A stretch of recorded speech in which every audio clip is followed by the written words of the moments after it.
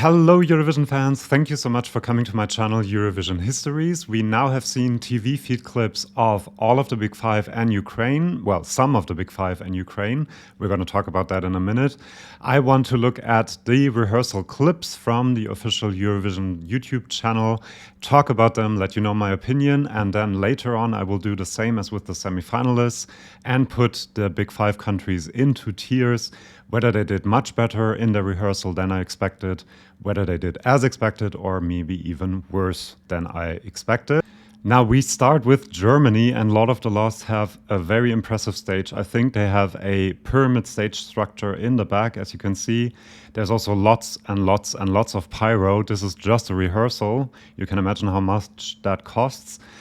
Something that I'm a bit worried about are these long feathers, or whatever you want to call it, that the lead singer has on his back. I think that's a bit distracting. I liked them more when they were shorter.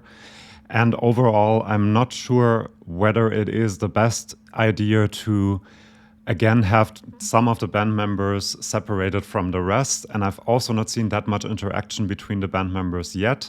When I look at Australia, I think the German stage is much, much more impressive. However, the energy and the contact between the band members is better in Australia, just comparing these two rock entries. So I am a bit worried about Germany, to be honest, but maybe that's because of my experience as a German Eurovision fan in the last couple of years. I'm just expecting the worst, kind of, but I'm kind of hoping that they will do well with the televote, because with the juries, I'm quite sure that they will not do that well. Then we have La Grande France. Great panning camera shots, as you can see. That's exactly what I wanted for this performance.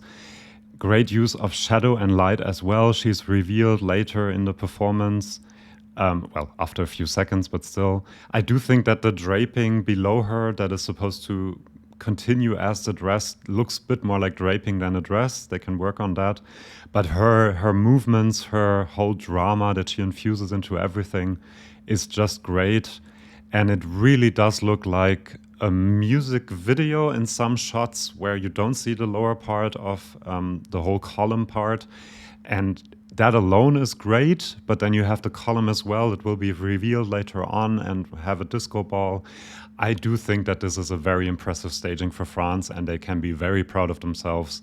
And I think it is earned that they are now third in the odds. She's kind of decreasing a little bit after this rehearsal clip was shown, but I do still think that she's in with a chance. Next up, we have Marco Mengoni for Italy. You know I love him.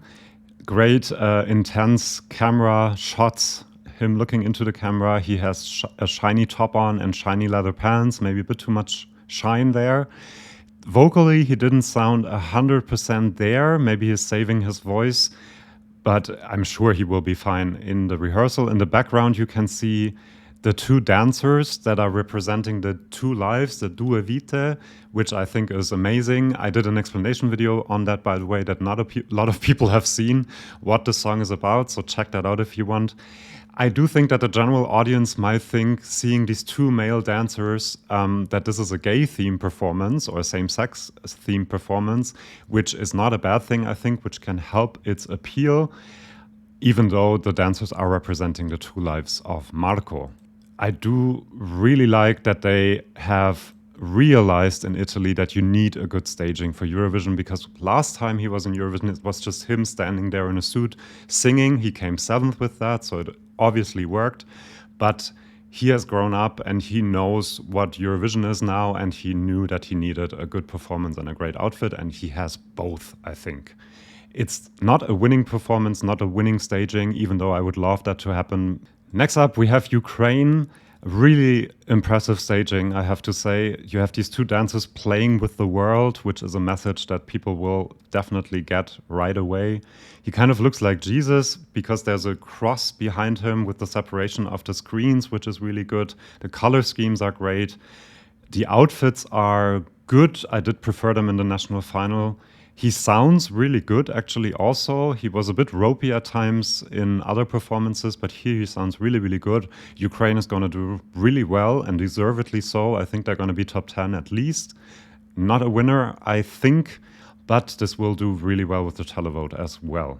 So well done, Ukraine. Now we have España, Spain. This is basically the Benidorm performance, which I have said a lot about, and I'm not going to repeat everything. I just think it's very, very intense. It doesn't really tell the story of the song, which could have helped, but people seem to be responding to it more than I do.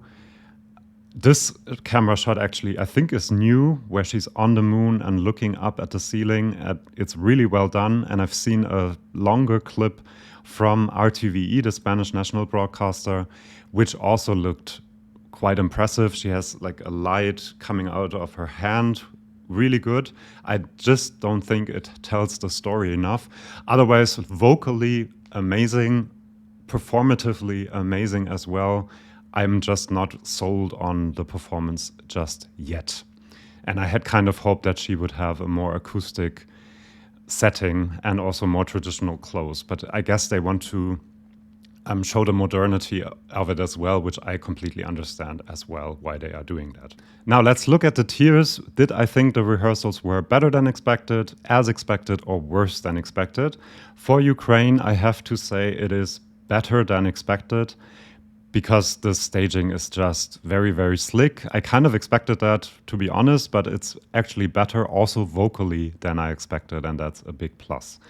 Germany, I'm going to put this in as expected, because I did expect a great and visually great stage show. Still, I think the energy is missing a little bit. Vocally, it's great, which I also expected. So yeah, as expected. France, before the rehearsals, I did not expect something like this. It is much, much better than I thought it would be.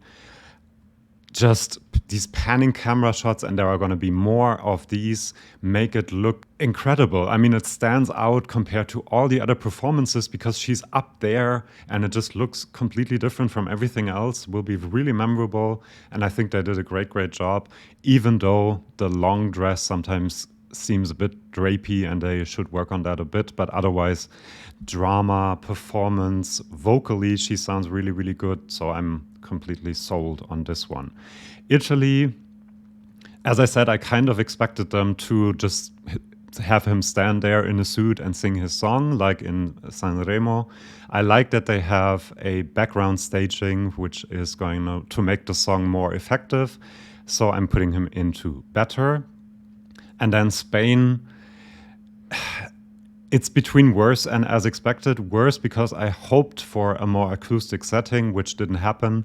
But I kind of expected them to go with the Benidorm staging, so I'm going to put Spain in as expected. Again, this does not mean that France is better than Spain or Ukraine is better than Germany. In my estimation, this is how the rehearsals compare to my personal expectations before the rehearsals happened. And then we have to talk about the UK because they were not in these clips. Apparently there were quite a few audio issues during this second rehearsal, which is not a great sign because it should be on point by now. I'm a bit worried because I do want the UK to do as well as possible because it's their home entry. They are on the right track, and if she does really badly, I think people might go, well, Sam Ryder is the exception that proves the rule that Eurovision doesn't like us and they don't vote for us for that reason. I do hope that they get it together. I saw one comment, which is kind of true, that May Muller seems to be a very unlucky girl because with almost every performance there is some technical issue. I hope that that doesn't become true in the Eurovision final because I do want the UK to do well. And then we have to talk really quickly about the halves that the Big Five have drawn. Italy, France, and Spain have drawn first half, Germany second half, and we already knew that the UK was going to close the show and Ukraine was also going to be in second half. I think this is good news for Germany because a song like this does profit a lot from coming later in the running order. It's not good news for France, Italy, and Spain, I think.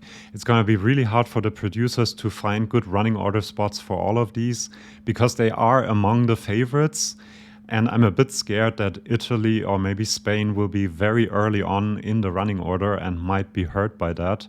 France, I think, is going to get a very late spot in the first half because they are the number 3 favorite and they can't really bury them in second place or something. But Italy and Spain I'm a bit concerned about, to be honest. These are my thoughts about the second rehearsal of the Big Five. Let me know in the comments what you think. Which rehearsal did you find the most impressive and which one were you a bit underwhelmed by? Please subscribe to my channel. I'm going to do more videos like this one throughout Eurovision week, and I'll see you for my next video if you want to. So bye bye. See you.